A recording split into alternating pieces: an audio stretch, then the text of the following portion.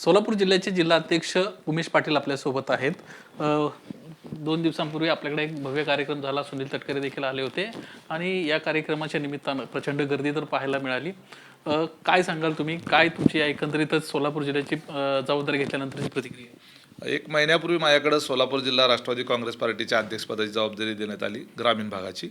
आणि त्याच्यानंतर मी सोलापूर जिल्ह्याचा तालुकानिहाय दौरा केल्यानंतर मला लक्षात आलं की जिल्ह्याचा DNA हा राष्ट्रवादीचा आहे. जिल्हा हा राष्ट्रवादीचा बालेकिल्लाच पूर्वीपासूनचा आहे. फक्त त्या ठिकाणी काही संघटनात्मक दुरुस्त्यांची गरज असल्याचं माझ्या लक्षात आलं. आणि त्याच दरम्यान आता अध्यक्षांचा दौरा आपण तुम्ही म्हटल्याप्रमाणे अतिशय चांगला झाला, यशस्वी झाला. आणि त्यातून आता जिल्ह्याला नवीन उभारी मिळेल. जिल्हा परिषद, पंचायत समिती, नगरपालिकांच्या निवडणुकीमध्ये जिल्ह्यामध्ये राष्ट्रवादी काँग्रेस पार्टी नंबर 1चा पक्ष असलेला दिसेल आपल्याला. काम केलं नाही तर उमेश पाटलाला 1 वर्षात हाकलून काढा, पदावरून काढून टाका, अशा पद्धतीची तुमची भाषा होती. असं का तुम्हाला बोलावं लागलं आणि याच्या आधी जिल्ह्यातल्या या कामासंदर्भात एकंदरीत नाराजी वाटते?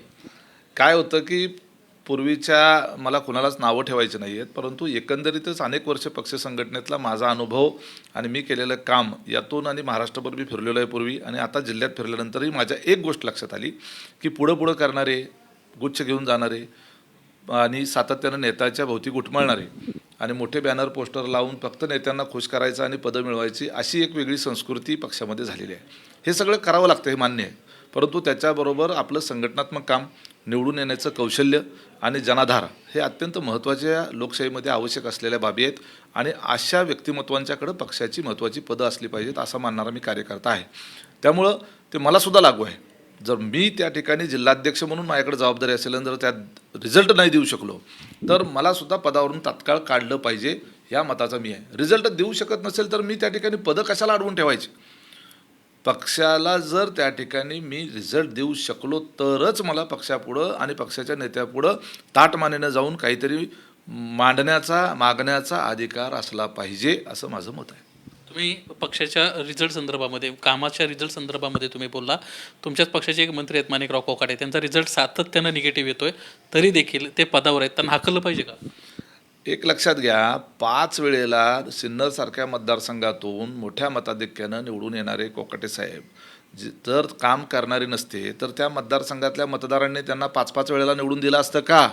त्यामुळं त्यांच्या कामाचं मूल्यमापन कुठल्या तरी जाहिरात स्वरूपामध्ये यूट्यूबवर आलेल्या व्हिडिओची 10-15 सेकंदाची क्लिप बघून त्यांचं मूल्यमापन होऊ शकत नाही. तुम्हालाही वाटतंय ती एक जाहिरात आहे? निश्चितपणे तुम्ही आम्ही ज्यावेळेला मोबाईल बघतो त्यावेळेला जाहिराती येत नाहीत का? सगळ्याच्याच मोबाईलवर अशा जाहिराती येतात. यूट्यूब बघा नाही तर फेसबुक बघा, सातत्यानं जाहिरात. फेसबुकवर सुद्धा तुम्ही 2 वेळा पुढे गेलात की तिसरी जाहिरातच असते. तुम्हाला अशी जाहिरात सापडली का ज्या जाहिरातीमध्ये ती जाहिरात थांबून मध्ये त्यामध्ये पत्ते खेळता येतात? अजिबात नाही. ती जाहिरात होती हे कशावरून? हे ते उघडायला लागतं तरच ते खेळता येतं. लक्षात आलं का? ते गेम खेळत होते? अजिबात नाही, मला तसं वाटत नाही. आणि त्याच्या संदर्भातला खुलासा हा त्यांनी स्वतः त्या ठिकाणी केलेला आहे. बरं, तुम्हाला तपासायचं असेल तर फॉरेन्सिक लॅबमध्ये जाऊन तपासा ना. त्याच्यामध्ये तुमच्याकडं पुरावा जो आहे तो कुठल्या तरी क्लिपचा आहे. आणि आजकालच्या काळामध्ये तुम्हाला पण माहीत आहे की आता AI माध्यमातून काही कशाही क्लिप तयार करता येतात आणि तेच रिपीट त्यामध्ये मिक्स करून सुद्धा दाखवता येतं. तुम्ही याचा दाखला देताय, पण कृषी मंत्री स्वतः म्हणतायत की मी ते बघत होतो, मी जाहिरात स्काईप करण्याचा प्रयत्न करत होतो, असं त्यांचं स्वतःचं वक्तव्य. बरोबरच आहे ना. मग जाहिरातच आली ना ती त्यांनी स्वतःहून त्या ठिकाणी रमी खेळण्याच्या करता ओपन केलं आहे असं तर कुठं नाहीच आहे दिसलेलं. आणि जाहिरातमध्ये आल्यानंतर बऱ्याच वेळेला आपण त्या ठिकाणी ती पुढं ढकलतो आणि त्याच्या पुढं जातो. त्या ठिकाणी दुसरीकडे काय कामकाज चाललंय हे बघण्याची सोय आता आपल्याला टेक्नॉलॉजीमुळे मोबाईलमधून मिळते. आम्ही सुद्धा बातम्यासुद्धा आता आजकाल मोबाईलवर बघतो, TV किती वेळा बघतो आपण. सध्या मुख्यमंत्री बोलले, मुख्यमंत्र्यांना स्पष्ट शब्दात नाराजी व्यक्त केली. तुमच्या पक्षाचे प्रदेशाध्यक्ष सुनील तटकरे यांना जाहीर नाराजी व्यक्त केली. 6 वेळा अशा पद्धतीचे वक्तव्य एका मंत्र्याकडून होत आहेत. त्यामुळं या सगळ्याच विषयासंदर्भात अजित पवार निर्णय घेतील. अजित पवार मात्र मागच्या 4-5 दिवसांपासून या संपूर्ण प्रकरणावर गप्प आहेत, किंबहुना माध्यमांसमोरच ते येत नाही. काय, हा खरं तर माझा अजिबात विषय नाही आहे. हा पक्षाच्या वरिष्ठ नेत्यांच्या लेवलचा विषय आहे. आज मी त्या ठिकाणी प्रवक्ता म्हणून या बाबतीमध्ये आपल्याला काही सांगू शकत नाही. माझ्या जिल्ह्यापुरतं तुम्ही प्रश्न विचारला म्हणून मी खरं तुम्हाला या ठिकाणी उत्तर दिलं. आणि मंत्री आणि पक्षाचा राज्यस्तरीय विषय हा माझ्या अखत्यारीतच येत नाही, त्यामुळे या विषयावर नो कॉमेंट. तुम्ही देखील आज मुंबईत आलात. दादा आज मुंबईला येणार होते, अचानक दौरा रद्द झाला, काही माहिती मिळाली? मला ते खरं तर आज दादा उपलब्ध असतील आणि त्यांचं वाढदिवसाचं अभिनंदन करावं याच्याकरता आम्ही सगळेजण या ठिकाणी आलो होतो. पार्टी कार्यालयात देखील येणार आहेत अशी माहिती मिळाली होती, परंतु त्यांचा दौरा रद्द झाला आहे किंवा नाही याच्याबद्दल अद्याप तरी काही माहिती माझ्याकडे नाही. सोलापूर जिल्ह्यातले सध्याची जर परिस्थिती पाहिली तर पक्ष ज्या पद्धतीने वाढायला पाहिजे होता तो वाढलेला नाही आहे. आता या निमित्तानं तुम्ही सोलापूर जिल्हावासियांना काय सांगणार आहे आणि पक्ष नेतृत्वाला या निमित्तानं काय सांगणार? सोलापूर जिल्ह्याचा DNA राष्ट्रवादी काँग्रेस पार्टीचा आहे आणि त्यामुळं त्या जिल्ह्यामध्ये राष्ट्रवादी काँग्रेस पार्टी भक्कम व्हायला भरपूर स्कोप आहे. नैसर्गिक मतदार जो आहे तिथला तो राष्ट्रवादी काँग्रेस पार्टीवर अजितदादांवर प्रेम करणारा आहे. अजितदादा स्वतः सोलापूर जिल्ह्याचे संपर्कमंत्री झालेले आहेत.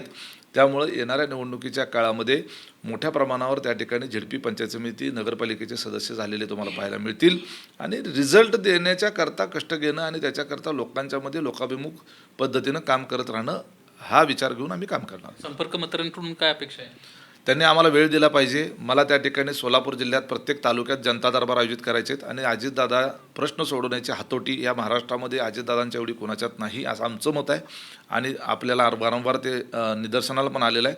त्यामुळं सर्वसामान्य माणसाला दादांपर्यंत जाता आलं पाहिजे, त्याचं प्रश्न मांडता आले पाहिजेत. याच्याकरता मेळावे घेत बसण्यापेक्षा दादांचा जनता दरबार प्रत्येक तालुक्यात व्हावा असा माझा प्रयत्न राहणार आहे आणि संपर्कमंत्री म्हणून त्याकरता सोलापूर जिल्ह्यापुरतं विशेष बाब म्हणून त्यांनी तसा वेळ द्यावा अशी माझी त्या ठिकाणी नेत्यांना विनंती आहे. धन्यवाद आमच्याशी बातचीत केल्याबद्दल. एकंदरीतच सोलापूर जिल्ह्यातल्या लोकांचे प्रश्न सोडवायचे आणि त्यासाठी तालुक्यांमध्ये मला उपमुख्यमंत्र्यांचा जनता दरबार घ्यायचा आहे तशी मी त्यांना विनंती करणार आहे अशी प्रतिक्रिया उमेश पाटील यांना बोलताना दिली आहे. कॅमेरामन अरविंद वारकेचा निलेश बुधावले, ABP माझा, मुंबई. ABP माझा, उघडा डोळे बघा नीट.